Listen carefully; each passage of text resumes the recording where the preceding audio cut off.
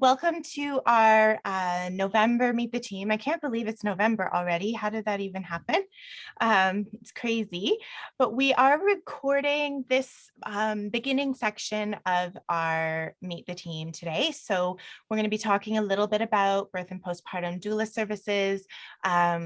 Our team members who are on the session today are going to introduce themselves and talk a little bit about who they are. And then another thing that we do as part of our Meet the Team is towards the end of our workshop, we have breakout rooms. So you can have some time with our team members just to get to know them a little bit more. So if you are a participant just joining us tonight, in the chat, if you'd like to be part of our breakout room kind of speed dating doula sessions, if you could put in the chat that you're interested in that, and we will set that up. It's fine if you're just here to hear our stories as well. So you can let us know. In the chat, you can also introduce yourself. So who are you? Are you a current client, or are you just finding out more about us? Are you expecting? And when is your little one due? So those are things that you can do. So a couple of things on the to-do list. Let me know if you are interested in the breakout rooms, and let us know who you are. So first of all, what I'd love to do is take a couple of minutes to just talk about what birth and postpartum doula services look like.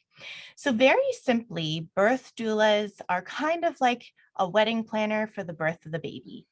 So a wedding planner doesn't actually marry the couple, but they help with preparation and ideas that maybe you didn't know were options for you. They kind of are guides throughout the planning process.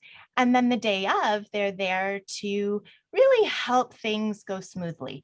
And I don't know how many of you have gone through a wedding, but nothing goes exactly the way you plan. Things will go off the plan a little bit, but that doesn't mean that it's not still a beautiful day. A lot of times what happens is the wedding planner is there behind the scenes, just kind of helping things to go more smoothly, helping to bring things back to the plan as much as possible, or to just kind of smooth things over when things change. So that's exactly what a birth doula does as well. They just kind of help as things are unfolding, making sure that you remember some of the things that you had talked about, because we all forget what options we had available and things like that. So having that person in your corner, and we offer both virtual and in person. So virtual doula services is amazing because you have almost that phone a friend option. So as things are happening and you're kind of unsure, is this normal? Should we go to the hospital? The hospital is suggesting these certain things. What are our options? All that kind of stuff. You can have a guide to walk you through it. After the baby comes, so there's a lot of talk about the birth and preparing for that, but really that's such a small part of this whole process. Then you have a baby and the real journey begins. So this is where our postpartum doula support comes in. And we like to describe our postpartum doulas as Mary Poppins. So Mary Poppins comes in when life is in disarray.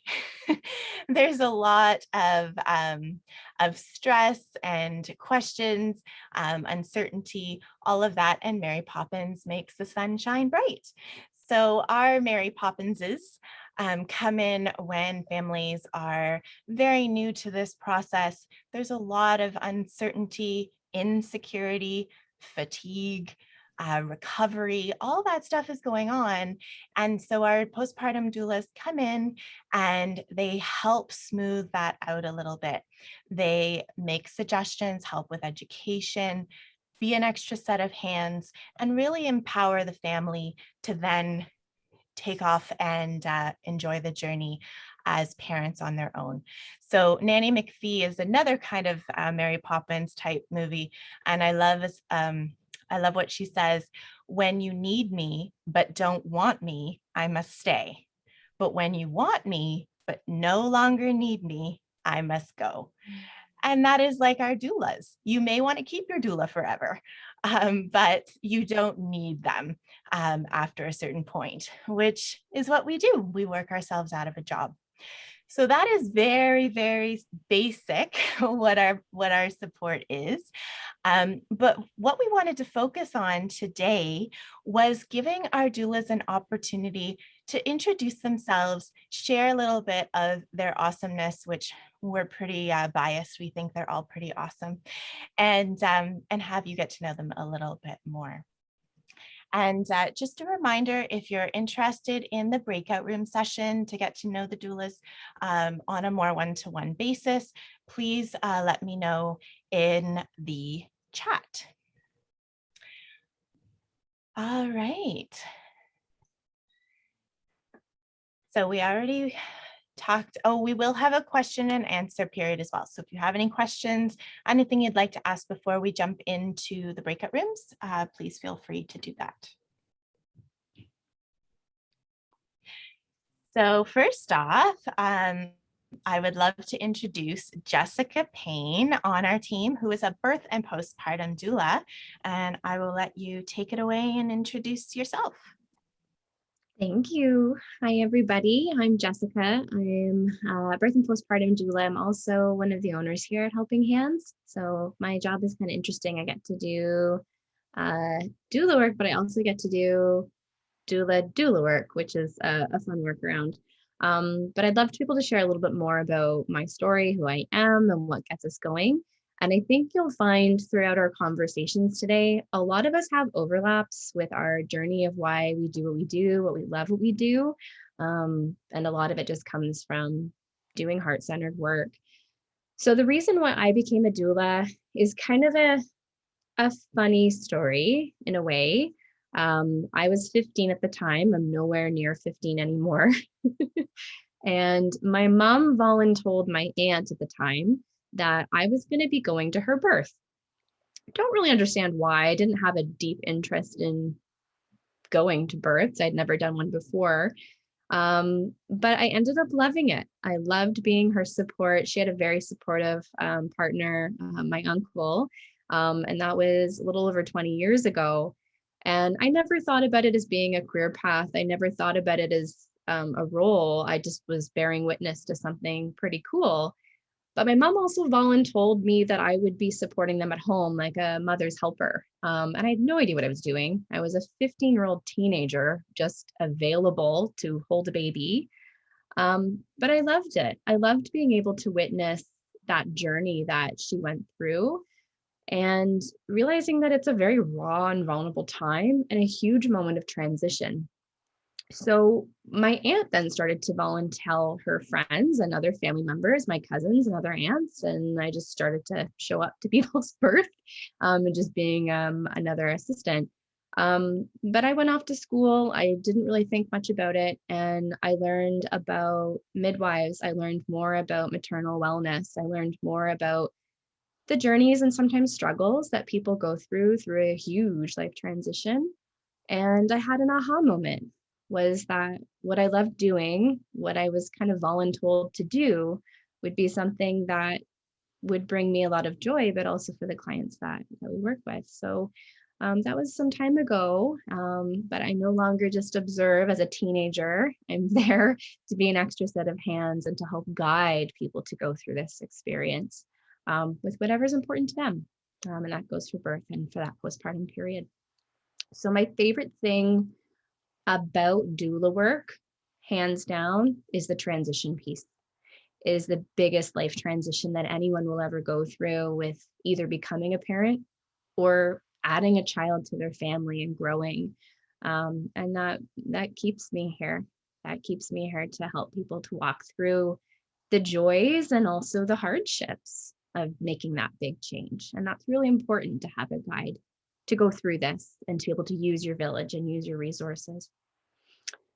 I thought I would share a little funny story with you. I've got lots about this line of work. Today I was seeing clients and the baby was a very happy spitter, spitting up after every feed. And you would think after 20 years with working with newborns, I would think to maybe have a burp rag close by. Nope. So as soon as this session ends, I will definitely be taking a shower and putting this outfit in the laundry.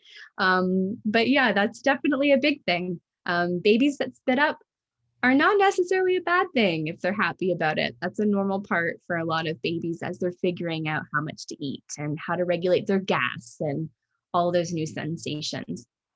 So one little kind of tidbit I'd love to pass on today of something I find a lot of new parents are really surprised about is how often babies need to feed.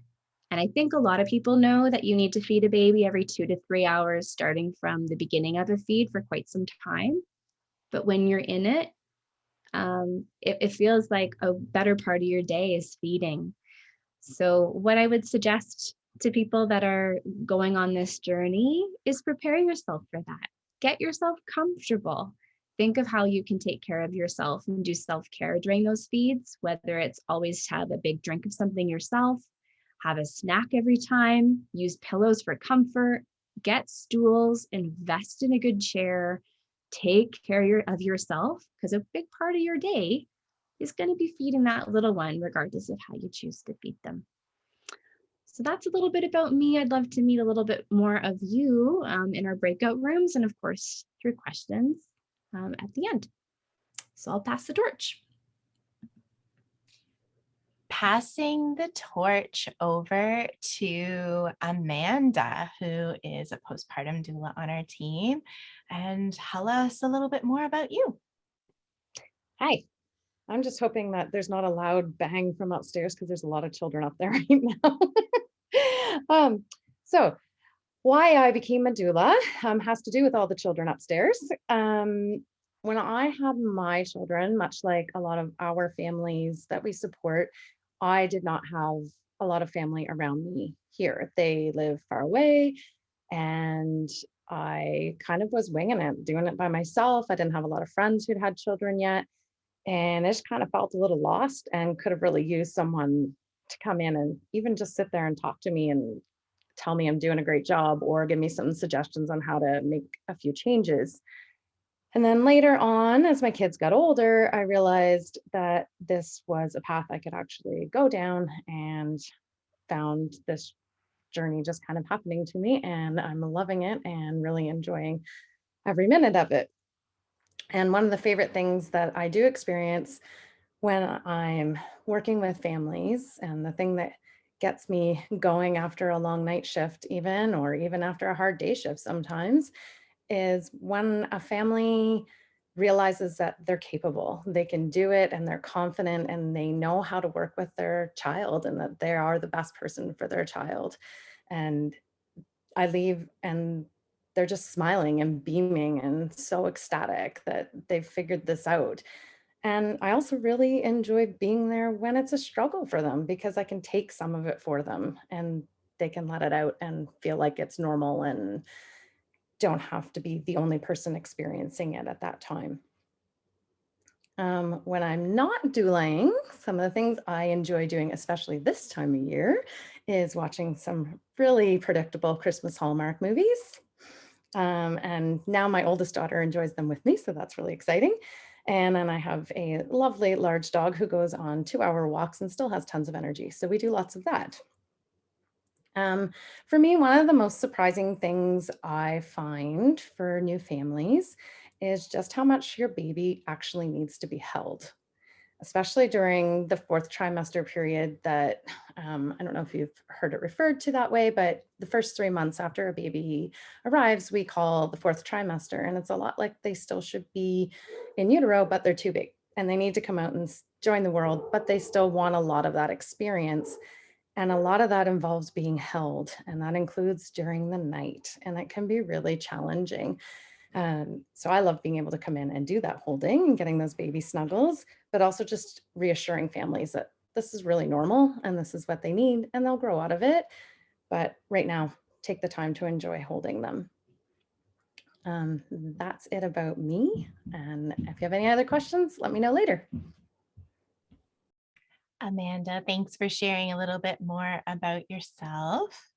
Next, we have Maria on our team, who is a birth and postpartum doula for us. And we're going to invite her to share with you about more about herself. Hello. So thanks for that introduction, and it's nice to be here and see everybody. Thanks for taking the time to join us today.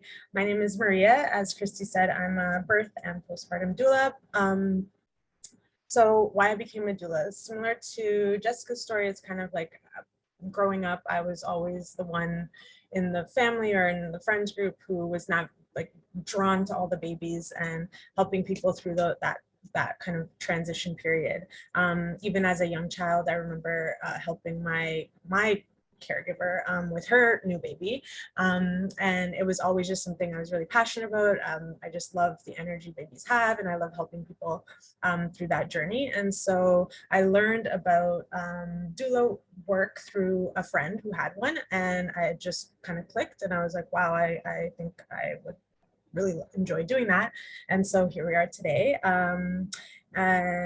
Something I love about being a doula is supporting families. So being that support system for people, you know, that the Google in real life. So I always tell my clients, you know, Google can be a really bad thing. So being that support for people, they're the confidant. I'm big on birthrights, and I also really just love supporting families through the transition when they bring their new baby home.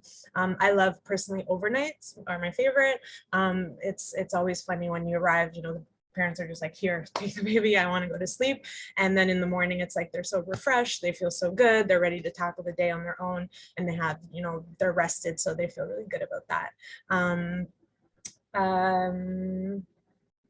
What I like to do on my own time, I have my own family. I have 2 children of my own. We love to go on walks. I love to be in nature. We live right by the lake, so we're really blessed to have access to see the huge body of water that lines the city of Toronto, which is where I'm from. And yeah, I just love spending time with my kids. And now that we're entering the holiday season, also love all of the Christmas movies. Home Alone is my favorite. And so yeah, we just love watching Christmas movies and doing all of the Christmas stuff. So I really look forward to meeting everybody and getting to know everybody a little bit more. Thank you, Maria. And myself. So my name is Kristi Clements. I am a birth and postpartum doula at Helping Hands. I originally started Helping Hands 20 years ago. I know I look like I'm only 20. No, I'm looking older than I did before, but I was very blessed to become a doula very early on. And part of that was by accident. I wanted to be a midwife and fell into doula work because it was something that I could do as a massage therapist. That was kind of where I was in school to get into the midwifery program. And then I supported a couple who had their baby and found out that this was a thing. There was such a thing as a doula. And I loved that idea where it was non-medical support, that I wasn't responsible for making any of those really important decisions that doctors and midwives have to do. I could just have all the fun. And I liked that a lot. And I found that it was quite challenging and quite lonely being a doula because I didn't get to go to an office. I didn't get to work closely with other doulas. And as much as my husband said he understood what I did, he had no idea. So talking to him about anything was not, he didn't really understand. So I started to see that I wanted to support the supporters. So I wanted to be able to doula the doulas, the people who were giving everything to their clients and potentially too much, being on call 24/7 and missing time with family, getting burnt out, not having enough clients to be able to do this full time. And that was all the things that I was experiencing as a doula, but also wanted to try and change in the industry. So Helping Hands in my mind was never really an industry type idea or an agency, sorry. I wanted it to be a team where we worked together and we supported clients together, because I also realized that I wasn't going to be able to be everything and know absolutely everything, no matter how much I read or how much experience I had. There was always those things that just kind of came out of left field. And being able to work together as a team, you can reach out and say, hey, have you had this before? And get that information and that support in place for the families that you're working for. So my role has kind of changed, which I'm loving, and really looking forward to seeing where that goes as Helping Hands changes and becomes its own kind of family of beautiful doulas. So what I like to do outside of my doula work is I do have 3 beautiful children, and my 16-year-old is actually a whole lot of fun right now. Him and he can make me laugh like nobody else. So we're enjoying a lot of family time, and that has been a wonderful byproduct of the pandemic. We share a love of music and musicals specifically, and dance. So that's a huge passion in our life. A funny story. So I had a client in labor one time, and she was very much in the throes of transition and things were intense. And she actually grabbed my arm and she like scratched me, and it hurt a lot, but I just kind of, I didn't say anything until afterwards, after she had her beautiful baby and she did so well. And I made a joke. I said, so I'm going to have to start charging some danger pay. And she's like, why? And I showed her the scratches on my arm and she was like, oh my goodness, I'm so sorry. And I said, you know what? In the moment, I know that, you just got to do what you got to do. And that was pretty funny. And one other funny story was a client who was laboring really well, and the doctor wasn't really paying attention to how quickly things were going. And I kept trying to gently tell the medical staff, like, this client is going to deliver soon. And the doctor wasn't listening, and neither was the nurse. So all of a sudden, the 2 of us are in the room together, and she's like standing beside the bed saying, I think the baby is coming now. And literally, it almost happened where no one was in the room for the delivery. She was super happy about it, though. She just wanted things to go smoothly, which it did. But it was like my instincts knew that something was happening that they should have been paying attention to. But thankfully didn't have to catch that baby. So that's about me and my life at Helping Hands. So I'd love to introduce Petra, who is the sleep consultant on our team. Thank you, Kristi. Hi, everyone. My name is Petra, and I am the sleep consultant with Helping Hands. And let me tell you the reason why I became a sleep consultant. I started out as a postpartum doula, trained as a maternity care nurse. I've been in the newborn business for more than 30 years. So I'm aging myself here. And when I worked as a postpartum doula, I found that a lot of my clients were very unknown about sleep and what to expect about sleep, and they would go to certain sleep trainers that I thought were not doing the best job. So I thought, okay, I'm gonna go into this. So I am a sleep consultant, and I became a certified sleep consultant, and I am taking my postpartum experience and all my other educations that I have done in the meantime with me when I look at sleep for families. There's a lot of unknown about sleep. What we see on TV is a sleeping baby, and it's always sleeping peacefully, and it can be challenging at times, especially the first 3 months during the 4th trimester, because newborn babies really like to be held. They like to be cozy, warm. They, as Amanda already said, they are born, but they actually want to stay in the space where they were in. If you try to recreate that with some tips and tricks that the doulas know, then you are already in better shape. We do some newborn sleep consulting. That's mostly education and very useful. So they're very helpful.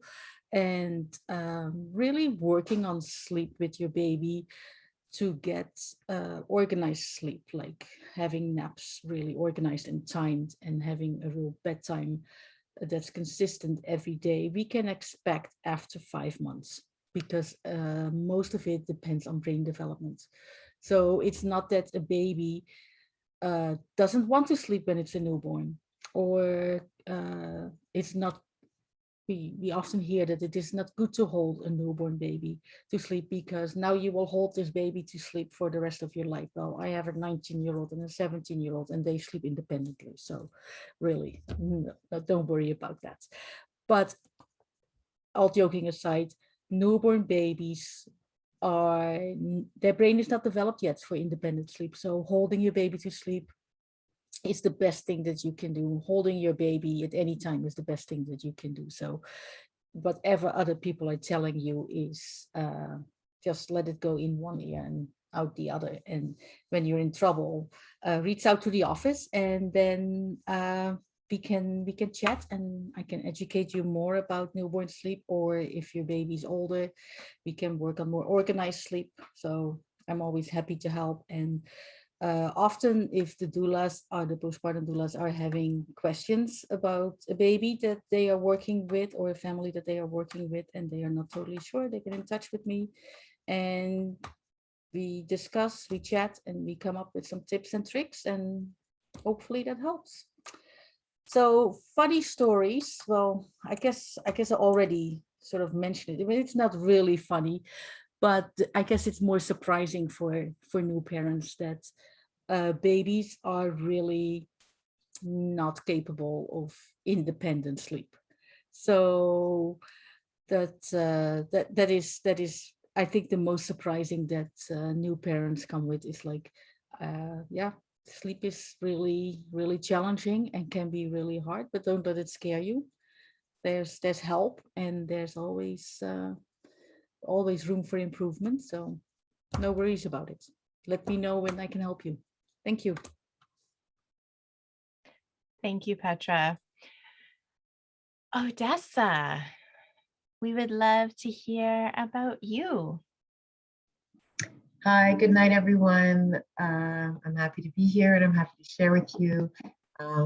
I too have some children in the background, so please bear with the bursts of excitement that you're hearing.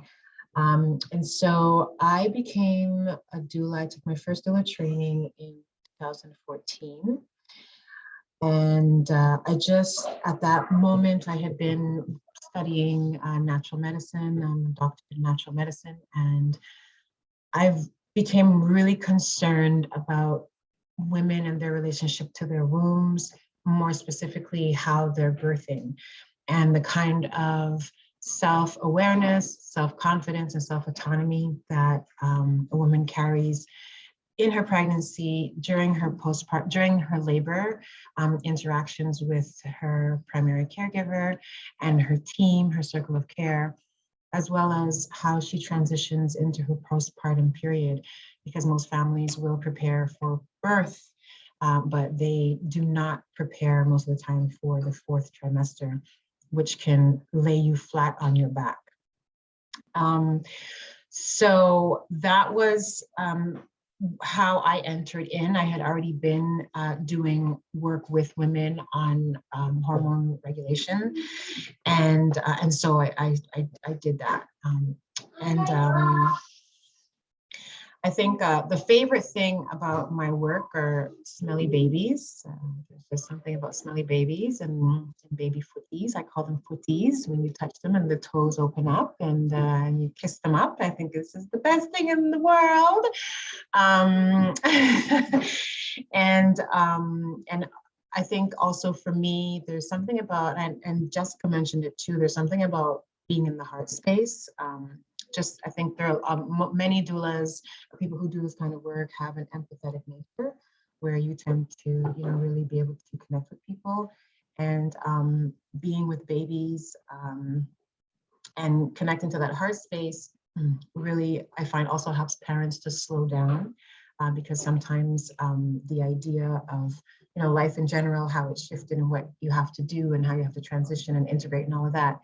And then you're working with your baby and you've got all these emotions and things are going crazy. So I find learning how to just connect to heart presence through the breath and through being quiet has helped some of my clients to connect with their children more without feeling stress and overwhelm.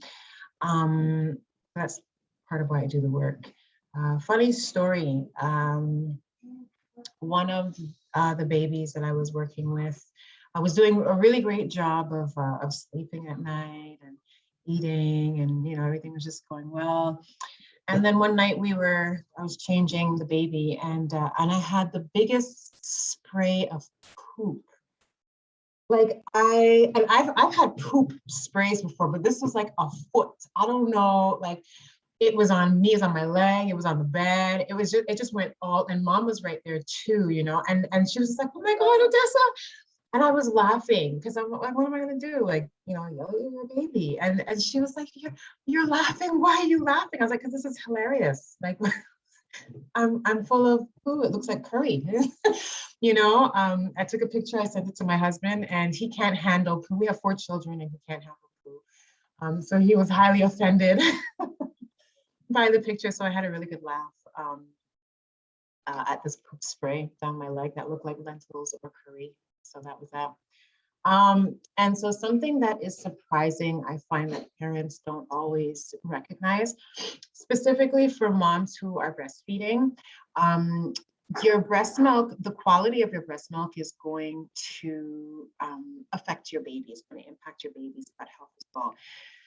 So if you are suffering from, like, example, like say you have eczema or allergies and hay fever and your baby, has a really extreme case of cradle cap and maybe eczema, yes, you can use all the topical creams that are going to be suggested to you. But if you do not address your diet, then, there's a limit to the kind of changes that you can make, because it is a known fact that 25% of what you consume, it reaches your breast milk, and it's what you give your babies. And I've seen, slight changes in moms' diets that have, had positive changes on babies who were extremely gassy, extremely colicky, unable to sleep or constipated. And whereas, yes, you spent 9 months preparing your body and preparing your baby, as an incubator, as a host, to this fetus, and so you couldn't drink and you couldn't eat sushi and do all the wonton things that you would normally do.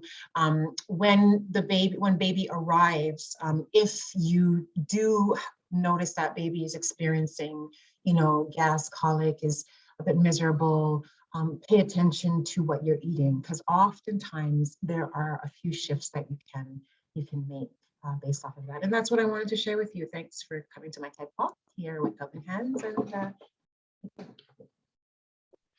Odessa, you're so cute.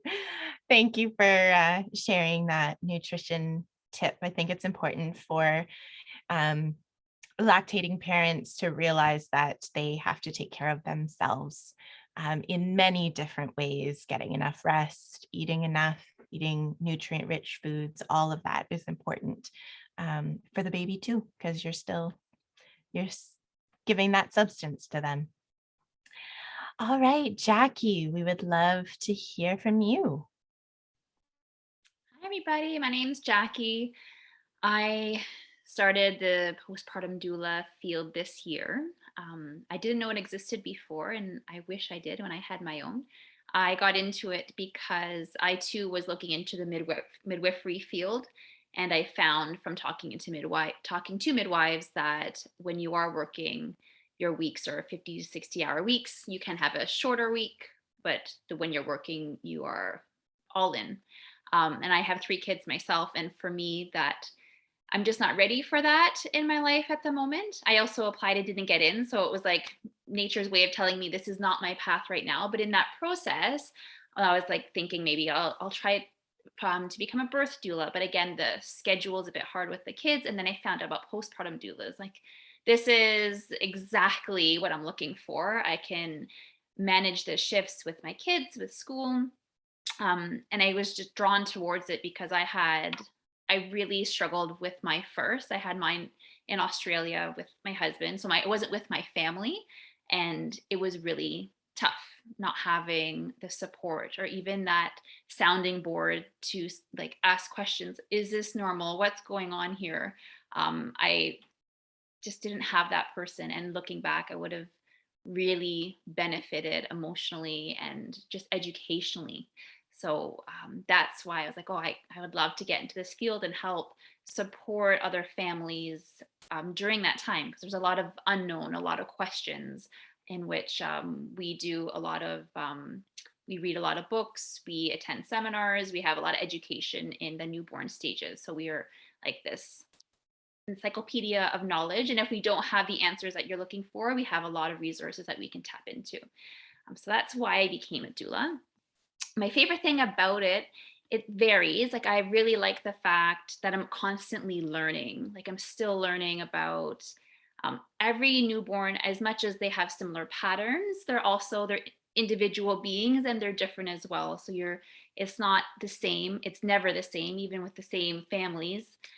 So it's always changing, it's always different, and it's always very active. It's never boring, to say the least. I also love baby snuggles. I love crying babies when they're fussy, because I know it's just their way of communicating to us that for whatever reason they're not comfortable. And I don't know, I like it. I'm that one that if with my group of friends or family, if their babies are crying, I'm like, give them to me. I'll just take them and figure it out, because we always end up figuring it out. It may take a few minutes, but we do. One funny story just happened last week. I was helping a client give her baby a bath, and we had 2 towels. We're just taking off the wet one and putting on a dry one. And just in that quick transition, this baby boy decided to pee, and it was like a little hose, and it just went all over my shirt in like a second and a half. I quickly covered it. Yeah, I definitely got soaked. And again, I think it was Odessa, you were laughing.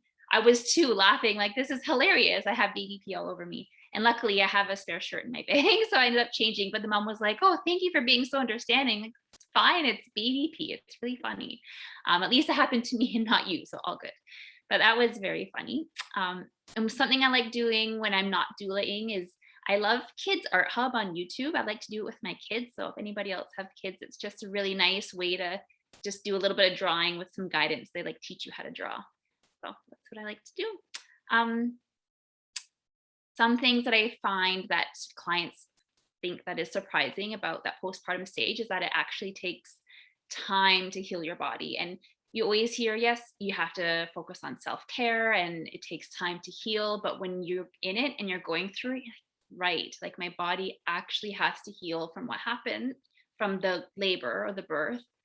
And that can take a long time. it can take longer than the 6 weeks that, you know, they check you off to say you're okay. And that journey is different for everyone. And I also find one thing that I often have clients asking, is this the right way to do this? Or is this the right way to do that? And I always try to instill that there's no right way, like whatever works for you and for your baby and for your family is the right way. So really trying to instill the confidence that they are making the right decisions and that there's no right way. And with that, I will pass the torch to whoever's next. Thank you. Thank you, Jackie. That's so true. There is no right way. It's whatever is the right way for that family and that baby. And now I think last but certainly not least, if I know our slides correctly, I would like to introduce Sharon from our team.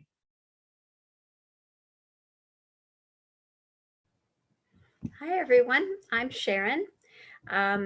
I'm jokingly called the OD of Helping Hands, which is one of the original doulas.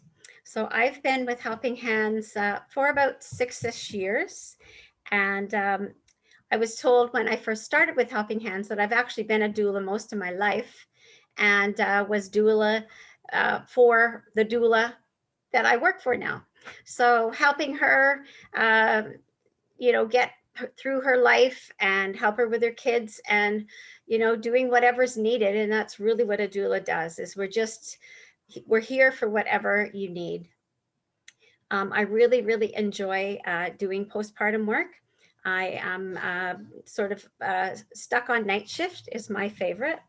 I'm just so happy to be with these families. A lot of times the families are in such turmoil. They don't know which way to go. They're being told one thing and told another. And, you know, it's so hard for them to try and find their way through. And just like Jackie just said, you know what? There is no right way and wrong way. Whatever works for you and your family is the right way. So just giving people back some of their power. I find that nowadays everything is fear-based. If you listen to, you know, everything on the web, you know, you're going to kill your baby. I think my kids should have been dead long ago, because everything these days is fear-based and going to cause them harm. And you know what? Really, it's not true. It's so far from the truth. Just enjoy your baby. Don't be stressed about it. You've got it. And no one knows your baby better than you. So I like to do the night shift. I like to come in at the end of a hectic day for a family. And I have not ever not been welcomed by the family. They're always waiting for me to show up because, you know, they're just so tired. And the best thing is seeing them trust me with the baby for the night. It really does allow the parents to get into a deep REM sleep. You know, when you're a new parent, the moms, that your ears are on, you hear every little squeak and peep, and you really don't ever get into a really deep, good quality sleep. And so that's the thing that I like the most is being there for that family, helping them to see that what they're doing is right. They are right, and they're doing a great job. And instead of discouraging them like so many people do, I like to encourage them because they are doing a great job. And it is really tough. Nobody is prepared for the lack of sleep. Nobody knows that. Everybody thinks, okay, yeah, I can do it. I've partied before. I can go a few nights without sleep. And by the time they're 6 or 8 weeks in and they're still running on, you know, 2-3 hours in between feedings, they are just so exhausted. So that's the thing I like the most is educating them that this is normal. You're going through the toughest time, and to enjoy this time as much as you can. Spend your time with your baby. Try and not focus on your phone, on your emails. Like, this is a time you'll never get back. So just enjoy your baby. Giving them little tips and tricks and helping them have a bit more pleasure with their baby. One of the things that I like the most too is being able to kind of take dad aside. And I think in a lot of cases, the dad is ignored because, mom is just so exhausted. But the dads really appreciate just a kind word or a little tip to help them, when you see the dad holding the baby like it's going to break, and just showing them how to snuggle the baby. And that gives me such pleasure to see that they appreciate that, because they are sometimes left out of the picture. I don't really have I don't think I have a funny story. I love snuggling. Just snuggling the babies is the best part of my night. You get their little faces in your neck there, and you're rubbing their back and patting them and stuff, and it's just magic. They just pour out their love, and you're giving it back to them, and that's the best part of my night, is being able to really snuggle them and love them. And babies do know you love them. They know what's in your heart. So that's the part that being a postpartum doula is so amazing, is that you just get to love these little humans. And I always think to myself, I wonder, like, am I holding the next prime minister of the country, or is this baby going to be my doctor one day? Or maybe this baby's going to go to the moon and solve so many problems. Like, I always see that they're the future, and that just gives me such pleasure. So I love working with the team. There is always someone here to back us up. It takes a lot of pressure off of us, because we can choose the shifts we want, work the hours we want, and not let families down. We really do try our best to always be there to cover.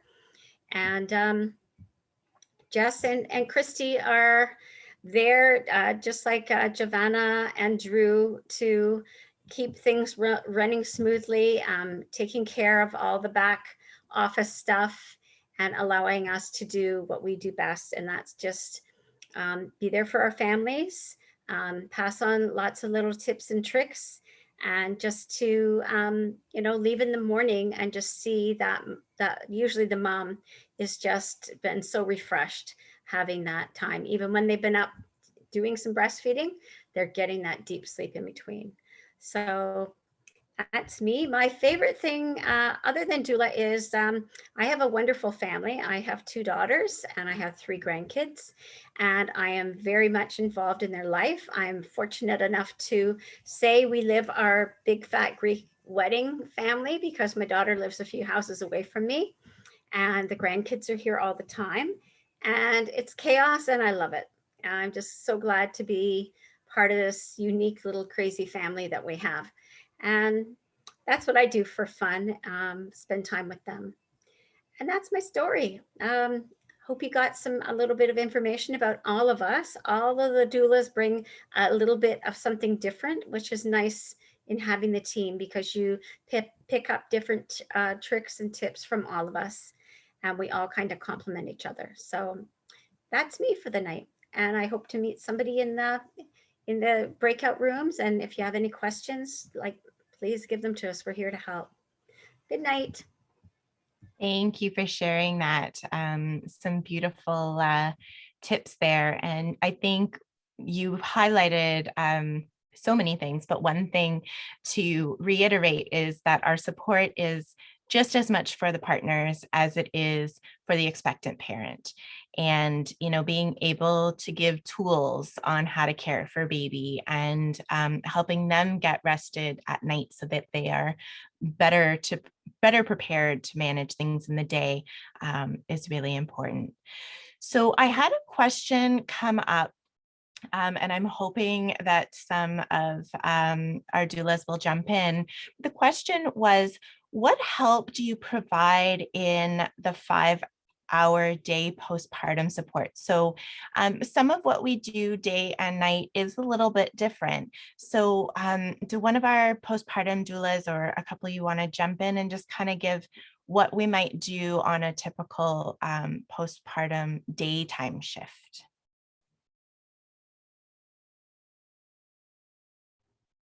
Maria, yes, please.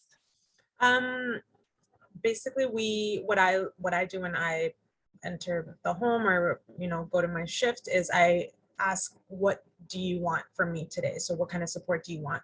But basically, doulas can do light housework. Like, we're not maids, but we can help if it's going to help you feel better as a parent. So washing bottles, the pump, doing the baby's laundry, cleaning up anything baby related, or anything that's going to help the mom feel better. And then typically, we're assisting the mom during the day, making her feel comfortable and confident, to then eventually be able to do it on her own. And please feel free to jump in and add, but that's my. Thank you, Maria. Does anybody else want to add anything? Me. Sharon. I think one of the best parts of being a doula is a lot of these moms feel very lonely. And once their partner has gone back to work or in the middle of the night as well, a lot of these moms find it very, very lonely. And so having someone there to, chat with, and, we fold the clothes together or we do things together, is just one of the things that I think the parents really enjoy the most, is just having us there and just having that security blanket. That's what we are, a security blanket to the family. And, mom can have a rest in the daytime. Like we do a little bit of light housekeeping. I've taken the baby for a walk, in the stroller. I've walked their dog. And it's true. What can I do to help you today that will make this a better day for you? And that's what I always ask. And I'm always, one of the first things I usually say when I walk into a shift is, how are you? How is the mom? Have you eaten today? Did you get your shower? Did you get a rest? And just them knowing that we're there to care for them makes such a big difference, whether it's a day shift or a night shift. Just, it's like they've got a friend over, and that's what we do. We coach them, and we really do care about them and stick with our families for a long time. At least I do. Yes. Yeah. Oh, Amanda, yes. I'd just add too on top of that one of our main responsibilities, especially in those first 2 or 3 weeks, is really to help you get breastfeeding established if you're looking to do that. And a 5-hour shift is fantastic. So I find you're able to usually get 2 feeding sessions in that you can provide support, so you can talk about what's going on and try something out and then see how it works. And then you usually get another opportunity to try it again and make some changes. And then with formula feeding, we can work through like what kind of formula you're using, how to prepare a bottle properly, and just taking a look at what that schedule looks like. So there's a lot of different things we can do around feeding, and even take over a feeding if you're doing formula, so you can get a little extra rest during the day, or even get outside yourself and have some fresh air. Totally. I've got one more thing to add. Go ahead. Parenting hacks. I know all of us do this daytime and nighttime, but daytime is when typically most people are awake. So like walking through all the different routines, like soothing your baby. Here's a bunch of hacks you can use. Here are a whole bunch of tools you can use when we're not with you. Feeding, like Amanda said, how can we make this better? Here's some tricks. If you're pumping, how can you make pumping easier? How, all of those type of things. But, it's stuff that you eventually would learn if it was your second or your third baby, but like, why not just learn it all up front so that you can be expert third-time parent the first time around? So then you can go back to what Sharon was saying and enjoy this time, which is pretty important. I love it. And the last word, just because I always love to have the last word, is that we are there to kind of help your other support systems. So a lot of people think that you hire a doula because your partner's not going to be around or your family is not going to be able to help. That's actually not the case. Most of our families do have a partner that's going to be home for a bit, or family support that's going to come in and give an extra hand. The challenge is that they're not mind readers. But the harder part is that a lot of new parents don't know what they need. So it's hard for our supports to know what is the best way to help. So when you have a daytime shift, there's a lot of mirroring that happens. So the partner or your mom or your sister or friend or whoever is there to help as well can see what the doula does and can recreate that on days that you don't have doula support. Or if it's, my doula was here yesterday and she did XYZ and it was really helpful. So it's a way of asking for things without saying, hey, can you fold my laundry or do my dishes kind of thing. Everybody wants to hold the baby, which can be helpful, but not always what you need 100%. So that can be really great. And then at nighttime, some of the things that we do to care for the baby, partners can do on the weekend or maybe the first feeding of the night, different things. So these are all conversations that we can have with the families as we go and make those suggestions so you can make the most out of your other supports. So if there's no other questions, I'm going to open up the breakout rooms. So those of you who mentioned that you would like to go into a breakout room to either learn more about our services or to build more of a connection with our doulas, the breakout rooms will open now. And if you didn't get a chance to let me know that, I can still set up a breakout room for you.